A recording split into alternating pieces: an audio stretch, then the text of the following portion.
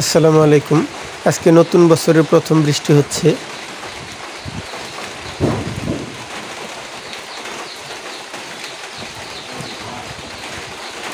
বৃষ্টির পর এখন আমি আমার খিরা ক্ষেত দেখতে যাচ্ছি। যদিও খুব একটা বৃষ্টি হয়নি, হালকা বৃষ্টি হয়েছে। গতকালকে বৃষ্টি হওয়ার কথা ছিল, কিন্তু কালকে হয়নি, সেই বৃষ্টি আজকে হলো। আর তাই বৃষ্টির পরপরই আমি আমার খিরা ক্ষেতে চলে আসলাম যে মাটি কেমন ভিজেছে সেটা দেখার জন্য। এই গাছগুলোতে এখন খিরা আসতে শুরু করেছে। আসুন আপনাদেরকে একটু কাছ থেকে দেখাই। আপনারা দেখতেই পাচ্ছেন কি পরিমাণ ফুল এবং ফল এখানে দেখা যাচ্ছে। এখন এই গাছগুলো থেকে যে কয়টা পাতা বের হচ্ছে তার প্রত্যেকটা পাতার বোটাই একটা করে খিরা বের হচ্ছে। এই জমিটিতে প্রচুর পরিমাণে ছোট ছোট ঘাস হয়েছে, যেগুলো আরও আগেই নিড়ানি দেওয়া উচিত ছিল যখন খিরা গাছগুলো ছোট ছিল, কিন্তু কাজের চাপে আর হয়ে ওঠেনি। অন্য কাজ করতে করতে অনেক দেরি হয়ে গেছে। তাই ভাবলাম আজকে যেহেতু গাছগুলো বড় হয়ে যাচ্ছে, অন্য কাজ বাদ থাক, আজকে এই জমির কাজ করব। মাত্র 2 লাইন ঘাস পরিষ্কার করেছি, তারপর বৃষ্টি শুরু হয়, যার জন্য বাড়িতে চলে যেতে হয়। আর এখানে আপনারা যে ফুলগুলো দেখতে পাচ্ছেন এগুলো হচ্ছে ফুলকপির ফুল। এগুলো আমি বীজ রাখার জন্য রেখে দিয়েছি, দেখি কেমন হয়।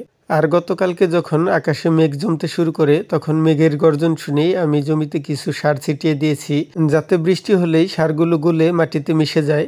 এখানে 12% জমির জন্য আমি 5 কেজি ডিএপি আর 2 কেজি ইউরিয়া দিয়েছিলাম। এখানে ইউরিয়াগুলো দেখা যাচ্ছে না, মনে হয় গলে গেছে, আর ডিএপিগুলো এখনও আছে। বৃষ্টি আসতে চেয়ে আবার থেমে গেল, হালকা বৃষ্টি হয়েছে। আমি রোজার আগ পর্যন্ত দেখব, যদি এই কয়েকদিনের মধ্যে ভারী বৃষ্টি হয় তো ভালো, আর যদি বৃষ্টি না হয় তাহলে আমি রোজার 2-1 দিন আগেই এই জমিতে মেশিন দিয়ে পানি দিয়ে দিব।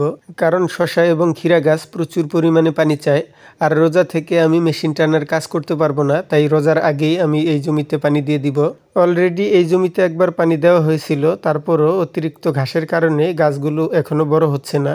তাছাড়া জমিতে কিছুদিন আগেও কপি ছিল, যার কারণে কপির চাপে পড়েও গাছগুলো অনেক ছোট হয়ে গেছে। আর আমার সামনের এই সাইডের কপিগুলো অন্য জাতের হওয়ায় এই কপিগুলো অনেক আগে ফুরিয়েছিল, যার জন্য এই সাইডের ক্ষীরা গাছগুলো অনেক ভালো হয়েছে। কিন্তু পিছনের ক্ষীরা গাছগুলো দেখতে অনেকটাই ছোট, কারণ এই সাইডের কপিগুলো কিছুদিন আগে ফুরিয়েছে। আর এইখানে অন্য জাতের কপি ছিল, আর সেগুলো হচ্ছে 777 কপি। আসুন এখন আপনাদেরকে অন্য জাতের একটা গাছ দেখাই, সেগুলোতে কি পরিমাণ ফল ধরেছে আপনারা নিজের চোখে দেখতে পারবেন। আর এগুলো হচ্ছে আমার বাঙ্গি গাছ। এই গাছগুলো একাই হয়েছে। এর আগের বছর এখানে একটা বাঙ্গি গাছ ছিল, সেই গাছের একটা বাঙ্গি ফেটে এখানে বীজ পড়েছিল, আর সেই বীজগুলো থেকেই এবার এই গাছগুলো হয়েছে। আপনাদেরকে আরেকটু কাছ থেকে দেখাচ্ছি এই গাছগুলোতে কি পরিমাণ বাঙ্গির জালি এসেছে। এই গাছগুলোর প্রত্যেকটি পাতার বোটায় বোটায় একটি করে বাঙ্গির জালি দেখা যাচ্ছে।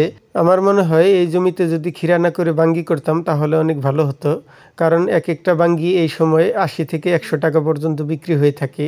আর তাছাড়া এবার রমজানের জন্য কোনো বাঙ্গি দেখতে পারছি না। আর 2-1 জনের যদি বাঙ্গি গাছ থেকেও থাকে, সেই গাছগুলো এখন অনেক ছোট, প্রায় 1-1.5 মাস লেগে যাবে সেগুলোতে ফল আসতে।